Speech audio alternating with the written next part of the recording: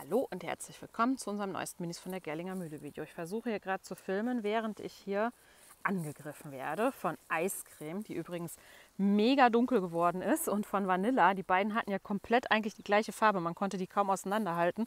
Und Eiscreme hat einfach mal ihr komplettes Fohlenfell abgeschmissen und hat jetzt so eine richtig schöne dunkle Mushroom-Farbe. Die kommt voll auf Köhen irgendwie und dann dieser schneeweiße Behang dabei. Also schon cool. Hier vorne ist Wolke. Ilva ist da oben und da hinten ist Vanilla jetzt auch mal Richtung Mama marschiert. Ja, wie man sieht vielleicht da ganz oben, sind Daydream und Decora wieder hier zurück in ihrer Herde. Die standen ja eigentlich hier bei Köhen in dieser riesengroßen Wiese hier hinten und sind ja dann, nachdem sie die Vergiftung hatten, in der Klinik gewesen und mussten dann noch 14 Tage lang auch Medikamente kriegen. Also sind wir jetzt gerade mit durch mit den Medikamenten und deswegen stand sie mit Enshima halt auf einer separaten Wiese, die 2 Stuten und die 2 Fohlen zusammen. Dann haben wir erst hin und her überlegt, was machen wir, lassen wir die jetzt auch einzeln bis zum Winter, stellen wir sie wieder zurück, weil die eigentlich auch so, dass ihre Herden halt sind, ne, die sie auch lange kennen und die ja auch eigentlich bis zum Herbst oder je nachdem wie das Wetter halt ist, bis zum frühen Winter hier auf dieser Wiese bleiben. Und dann haben wir uns aber jetzt entschlossen, die halt wirklich wieder zurückzubringen. Das war auch überhaupt kein Problem. Köhn ist sowieso so ein mega braver Hengst, der auch die Stuten nicht bedrängt. Also obwohl Decora jetzt 2 Wochen nicht hier war, hat er die komplett in Ruhe gelassen. Und das gleiche auch bei Pantau und Enshima. Also Enshima ist wieder zurück in ihre Herde bei Pantau gegangen. Den beiden geht es richtig gut, also den Fohlen eh. Hier ist Daydream, die ist auch froh, dass er die anderen Mädels, glaube ich, wieder hat, mit denen sich beknabbern kann. Die standen ja schon einfach, ne, jetzt doch auch eine ganze Weile vorher zusammen. Ich werde immer noch verfolgt von Wolke. Ja, ich weiß, du willst Aufmerksamkeit. Auch witzig, Ilva, wie dunkel die wird. Die wird so ein richtig krasser, dunkler Kohlfuchs unter ihrem Fohlenfell. Die haben halt so viel Fell jetzt alle schon verloren. Also das meiste Fell hat tatsächlich hier noch Wolke und Vanilla. Die ist auch noch recht plüschig. Aber die 2 hier und auch da unten Eiscreme, die haben einfach schon mal komplett ihr Fell verloren. Also Eiscreme ist so ein totaler Doppelgänger von Köhn eigentlich, was die Farbe und so weiter angeht. Also Köhn haben wir ja auch als Fohlen gekauft. Da war er ungefähr so alt wie Eiscreme jetzt mit seiner Mutter. Und der sah ganz genauso aus. Also das ist wirklich, als wenn man Fotos sieht, als stände da Babyköhn noch mal in der Wiese. Es haben sehr viele jetzt immer nachgefragt, ob wir jetzt wissen, was genau die Ponys hatten, womit die vergiftet wurden und so weiter. Und viele haben sich auch interessiert dafür, wie teuer jetzt diese ganze Klinikgeschichte, die Tierarztgeschichte und so weiter war. Deswegen habe ich gedacht, ich mache euch da jetzt spontan ein Video dazu. Also im Entlassungsbericht der Klinik steht es auch so drin und die Vermutung hatten wir relativ schnell. Anhand der Symptome, anhand der Gegebenheiten vor Ort und auch anhand der Laborwerte, dass es eine atypische Weidemyopathie ausgelöst durch Bergahorn ist. Diese atypische Weidemyopathie tritt eigentlich im Sommer gar nicht auf. Also es war eigentlich die komplett falsche Jahreszeit dafür. Normalerweise passiert das im Frühjahr, wenn die Pferde früh rauskommen oder halt im Herbst, wenn diese Propeller, sage ich jetzt mal, von diesen Ahornbäumen. Ich weiß nicht, ob der eine oder andere die schon mal gesehen hat. Ich kann im Herbst sonst auch mal welche suchen irgendwo und die zeigen. Diese kleinen Propeller, diese Früchte, die praktisch abwerfen, diese Samen, die Ahornbäume, die sind halt hochgradig giftig. Man wusste ja lange gar nicht, diese atypische Weidemyopathie, wodurch die ausgelöst wird. Es ist immer wieder vorgekommen, dass einfach im Frühjahr oder auch im Herbst plötzlich mehrere Pferde tot irgendwo auf einer Wiese gelegen haben und keiner wusste so genau warum. Seit ein paar Jahren weiß man jetzt, dass der Bergahorn da der Auslöser ist, und zwar dieses Hypoglycin A, was da drin ist, dieser Stoff. Der ist halt hochgradig giftig und führt halt innerhalb kürzester Zeit wirklich zu diesen massiven Symptomen. Und die Sterblichkeitsrate bei einer atypischen Weidemyopathie liegt bei mindestens 90%. Also maximal 10% der Pferde überleben das überhaupt nur, weil es halt auch unfassbar schnell geht.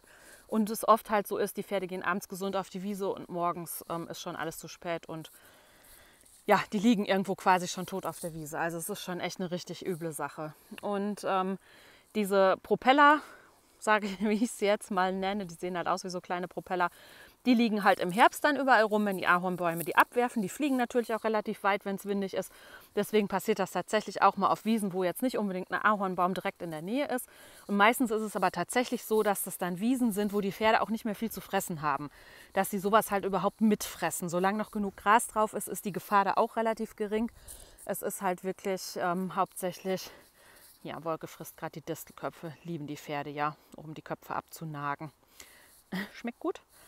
Also wenn die Pferde ausreichend Futter und so weiter haben, gehen die in der Regel nicht da dran. Ist auch keine Garantie, aber normalerweise vermeiden die dann sowas. Und gut, diese Propeller sind dann natürlich irgendwann weg und daraus entwickeln sich aber so Setzlinge im Frühjahr. Also unter dem Ahorn oder im Bereich der Ahornbäume findet man dann so kleine Setzlinge und die sind auch nochmal hochgradig giftig, allerdings nur einen bestimmten Zeitraum. Also man sagt, wenn die so 3-4 Zentimeter Größe erreicht haben, irgendwann nicht mehr, dann verschwindet quasi dieser Giftstoff daraus. Deswegen halt hauptsächlich im Frühjahr, wenn die ganz klein sind, oder halt im Herbst, wenn diese Samen abgeworfen werden. Jetzt ist es halt so natürlich gewesen, dass dieses Jahr das Frühjahr, zumindest hier bei uns, extrem kalt war und extrem verzögert. Also wir haben ja richtig lange, richtig kaltes Wetter gehabt und es hat ewig gedauert, bis mal alles grün wurde. Dann ging es zwar rasend schnell. Dadurch hat sich wahrscheinlich diese ganze Entwicklung einfach auch nach hinten verschoben. Also die Stutenschau, wo wir waren, war ja Ende Juni. Normalerweise kein klassischer Zeitraum mehr für eine atypische Weidemyopathie. Man sagt normal so, naja, Ende Mai vielleicht. Aber die in der Klinik haben auch gesagt, dass sie das vermehrt auch schon gehabt haben im Sommer. Also da waren wir jetzt kein Einzelfall, sondern das kommt vermehrt auch im Sommer vor. Und gerade auch dieses Jahr, wo es so lange so kalt war, ist es wohl vermehrt vorgekommen. Ich werde hier die ganze Zeit von Wolke verfolgt auf Schritt und Tritt.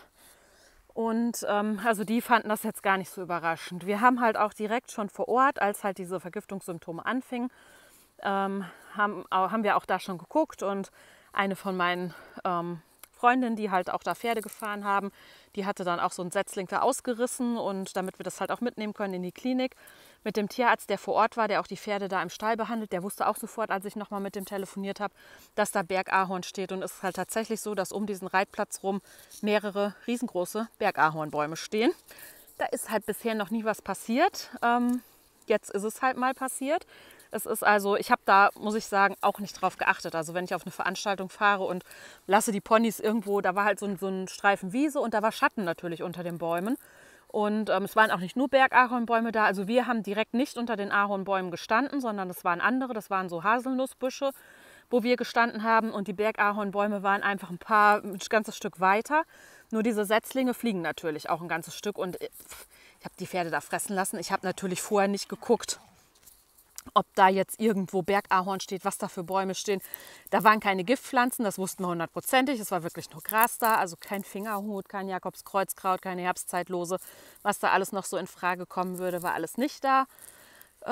Ja, und es war tatsächlich dann dieser Bergahorn. Also die Ponys haben richtig viel Glück gehabt, weil wie gesagt, die Überlebenschance ist mega gering. Unser Glück war, dass wir quasi daneben gestanden haben, als die Symptome losgegangen sind und die im Endeffekt in 2,5 oder 3 Stunden in der Klinik gewesen sind und die da halt wirklich auch einen super Job gemacht haben und wirklich alles gemacht haben. Manchmal ist es auch so, höre ich schon mal von anderen Leuten, dass viele Tierärzte dann so, naja, ist ja nur Mini-Shetty und wollen wir es jetzt wirklich machen? Und also so ist mein Haustierarzt zum Glück nicht und so waren die in der Klinik auch gar nicht. Also es war überhaupt keine Frage, weder aus meiner Sicht noch aus deren Sicht, dass da alles gemacht wird, was geht. Es war auch abgesprochen, klar, wenn jetzt absehbar ist, die quälen sich nur noch und man kann das ethisch irgendwie nicht mehr vereinbaren, die Therapie fortzuführen, dann wären die Ponys eingeschläfert worden oder eine oder wie auch immer. Das war auch klar, aber so weit ist es zum Glück nicht gekommen. Die haben sich halt einfach mega berappelt und mega gekämpft und die sind halt auch echt robust. Also so Shetties und auch Isländer, die stecken halt auch einiges weg, was so ein Warmblüter oder so vielleicht nicht mehr so gut wegstecken würde. Das war halt so ein bisschen unser Glück. Dann, ja, viele wollten noch wissen, wie das kostenmäßig aussieht. Also die Ponys sind Samstagabend in die Klinik gekommen. Ich war, glaube ich, ungefähr um 7:45, 8:30 da. Und ich habe sie Donnerstagmittag so gegen 2 Uhr, glaube ich, abgeholt. Die sind intensivmedizinisch behandelt worden. Da hat sich auch die ganze Nacht jemand um die gekümmert. Die Stuten haben Infusionen bekommen, mehrmals eine Magensonde, einen Blasenkatheter und so weiter und so fort, ständige Blutkontrollen. Die Fohlen haben auch Blutkontrollen gekriegt, haben auch beide Aktivkohle über eine Magensonde bekommen, einfach um die Giftstoffe, falls sie was aufgenommen haben, auszuschwemmen. Und Pakito hat auch noch mal 1,5 Tage Infusionen bekommen, weil der so ein bisschen erhöhte Leberwerte hatte, damit da nichts passiert und wir da auf der sicheren Seite sind. Und die komplette Rechnung belief sich ziemlich genau auf 6.000 Euro, also 5.934 oder so, glaube ich, für alle 4 Ponys. Was jetzt natürlich ein riesen Batzen ist. Aber jetzt, wenn man halt überlegt, dass es 4 Ponys waren, die jetzt da in der Klinik waren, ne, relativiert sich das so ein bisschen. Es war Wochenende, es war Nacht. Also ich bin ja Samstag spät abends da aufgeschlagen. Es war der Sonntag dabei. Und die haben halt wirklich da, also wirklich richtig gute Arbeit gemacht. Und ich glaube, pro Stute waren es irgendwie ungefähr ja, knapp 2.500 Euro und die beiden Fohlen zusammen knapp 1.000 Euro, dass das gekostet hat. Ja, oder etwas mehr. Also Daydream noch etwas mehr. Daydream war etwas teurer. Also insgesamt waren es mit Mehrwertsteuer und mit den Medikamenten, die wir noch mit nach Hause bekommen haben. Die haben noch Antibiotikum bekommen und leberunterstützende Mittel und darmunterstützende Mittel. Waren es ganz genau 6.000 Euro. Und wir haben ja Samstag vorher noch 2 Tierärzte da gehabt. Also einmal den Veranstaltungstierarzt direkt vor Ort, noch auf der Schau. Das waren nochmal 280 Euro. Der hat halt die Stuten untersucht und hat den 3 Medikamente jeweils gespritzt. Einmal Cortison und Schmerzmittel und was für einen Kreislauf. Und dann war mein Haustierarzt nochmal bei uns zu Hause vor Ort, hat die Stuten ja nochmal mit Infusionen stabilisiert, damit die halt für den Transport dann nochmal fit waren. Das waren nochmal 220 Euro. Also insgesamt kann man sagen, ungefähr waren es ziemlich genau, ich glaube 6.600 Euro, alles zusammengerechnet. Oder knapp 6.500 Euro. Ja, dass der ganze Spaß gekostet hat, ist natürlich schon eine Riesensumme. Andererseits haben wir einfach, ne, jetzt kommt sie gerade hier auf uns zugetrabt, eine fitte und gesunde und muntere Decora und eine gesunde Enshima auf der Wiese stehen. Und die Stuten haben es einfach geschafft und vor allem auch die Fohlen haben ihre Mütter nicht verloren. Das wäre ja auch ein Riesendrama gewesen. Die waren ja da 2 Monate alt. Die hätten wir weder noch an eine Ammenstute gewöhnen können, also die hätten wir mit der Flasche aufziehen müssen. Klar, die wären hier in der Herde klargekommen, aber auch für die Fohlen wäre es halt ein Riesendrama gewesen. Also das war noch mit fast das Schlimmste irgendwo da dran. Und ja, Decora, wie gesagt, freut sich hier gerade. Das Köhn begrüßt sie auch. Die ist einfach total fit und, glaube ich, extrem froh, dass sie einfach wieder hier sind. Genauso wie Enshima und Paquito, denen geht es genauso gut. Ja, das auf jeden Fall mal dazu. Wie gesagt, die Sache, was es letztendlich gewesen ist. Und ja, achtet da vielleicht einfach auch ein bisschen drauf. Wir haben tatsächlich vor einigen Jahren an unseren Wiesen, als das so aufkam mit der atypischen Weidemyopathie, haben wir die Ahornbäume überall weggemacht. Ich meine, man kann es nicht komplett ausschließen, weil die fliegen manchmal auch mehrere 100 Meter, wenn halt richtig Sturm ist im Herbst. Aber bisher haben wir da zum Glück noch keine Probleme gehabt und haben auch jetzt aktuell direkt an den Wiesen keine Ahornbäume. Aber ja, trotzdem, so schnell kann es gehen. Ne? Also es kann ja auch beim Ausritt passieren, auf dem Turnier oder wie auch immer. Einfach dumm gelaufen. Also es war auch riesengroßes Pech, muss man auch dazu sagen. Es haben ja alle 13 Stuten an dieser Stelle gefressen, das gleiche Gras, und die 2 hat es halt erwischt. Ich meine zum Glück nicht noch mehr, sondern nur eigentlich die 2. Ne? Es hätte ja auch noch viel schlimmer ausgehen können.